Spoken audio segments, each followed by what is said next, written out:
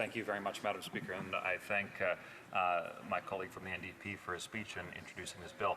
I am on the Environment Committee, so if it does proceed past this stage, certainly I look forward to seeing it studied in more detail. My question specifically is in relation to Indigenous communities and Indigenous people here in Canada. Just wondering if he could unpack how this legislation impacts that special relationship that Indigenous communities have with the Crown, and how that impacts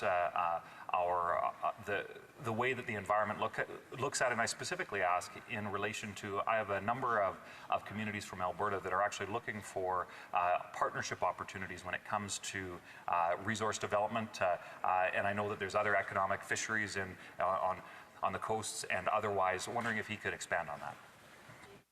South Okanagan, West Kootenay. Well, thanks again for that question. It's very similar to the previous one, but with regards to developments or anything like that that would have an impact on the environment, as I say, this Bill C-219 operates through federal legislation. So any development that went through federal legislation, going through those regulations, passed, got their permits and all that, wouldn't be affected by this at all. This only comes into effect when you have developments that contravene those regulations, those protections that we already have in place.